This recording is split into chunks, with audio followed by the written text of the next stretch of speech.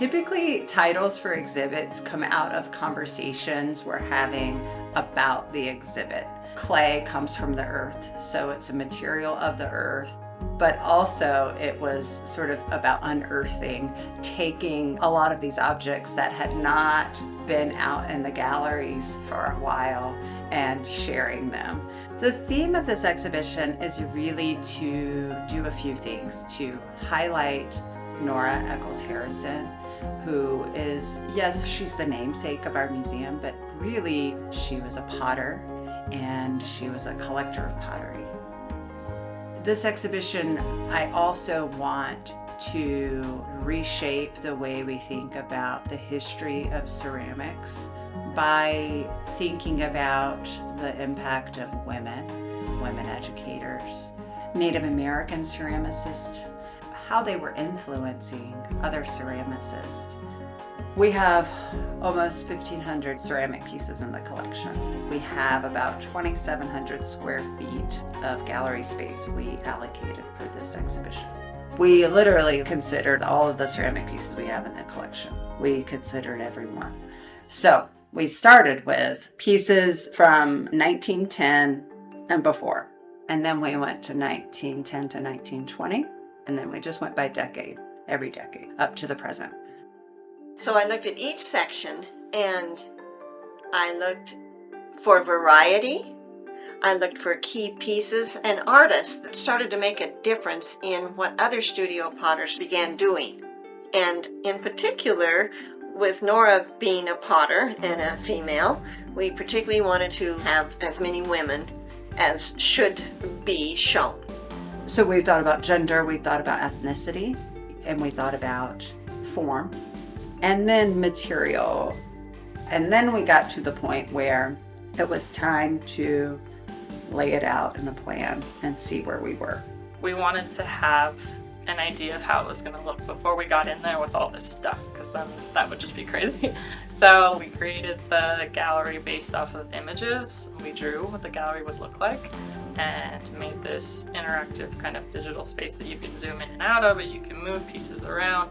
So we made a digital maquette of each pedestal and shelf, and we also made a digital maquette of the objects. Once we have all the furniture decided like what we're going to order, we need this many pedestals or this many cases, we go back to our layout to figure out where the pedestals were going to sit, how many walls we needed to build, if any. If it's a 3D object, we evaluate if it needs a vitrine to protect the object from people touching it. For ceramics, we used several cases that are behind a glass door so that they're protected from, again, people touching the objects. If it's a 2D piece, for the most part, we make sure that they have appropriate hanging hardware. We install all the shelving as well, and then we place the objects based on that schematic and that list.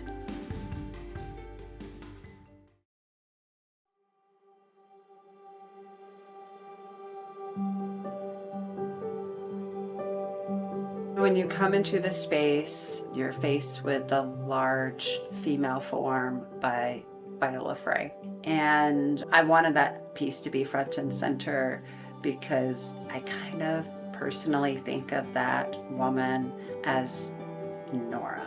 Nora was kind of motherly to some of the ceramicists that she befriended and supported. And this exhibit is sort of bringing forward Nora and the history of ceramics. So that was the choice for placing that piece there. We have not only Nora's work, the early California potteries that are in a glass case to the left really are the anchor of ceramics in America.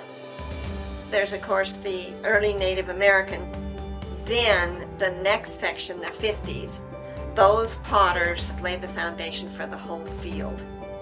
Once you get into the room, all the decades are important. The 60s were a warm-up to the 70s. The whole idea of the exhibit is to show how the field of ceramics has evolved from early times to now very much contemporary times.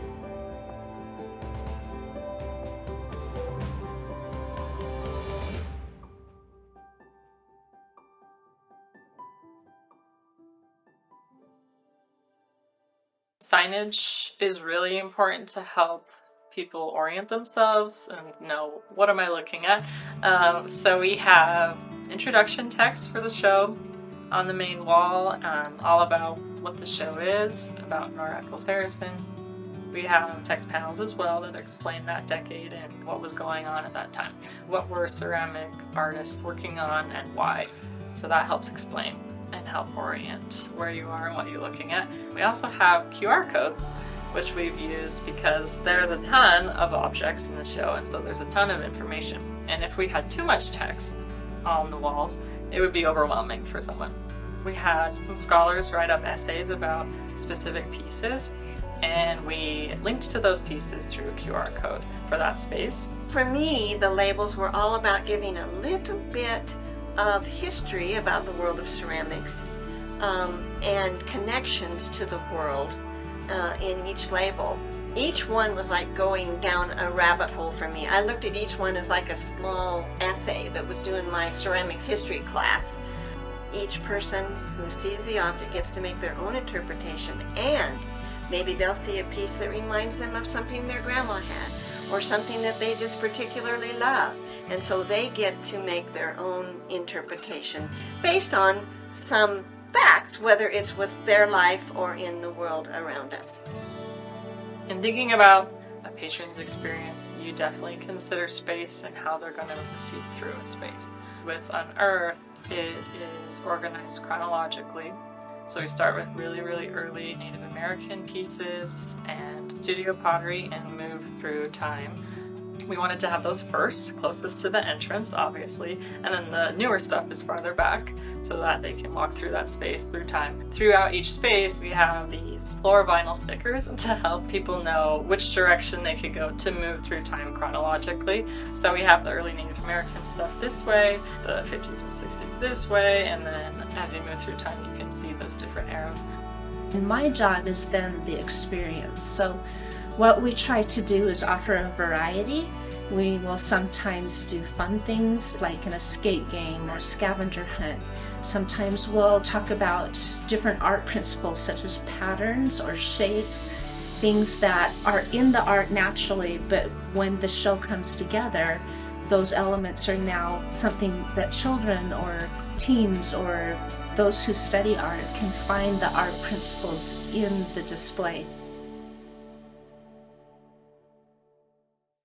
The idea of thinking like a curator is taking a whole bunch of random artworks, putting a unified theme and idea behind it. So walking through the museum, you get to see how the curator thought about this, and they tied it together in just a beautiful way. All of these different sections, there's themes, and the curators have written about that, and they've organized it so you can see it. And thinking like a curator, if you're just out in life and there's all these random ideas, it brings it into focus, and you show people that there's meaning to all this random art making.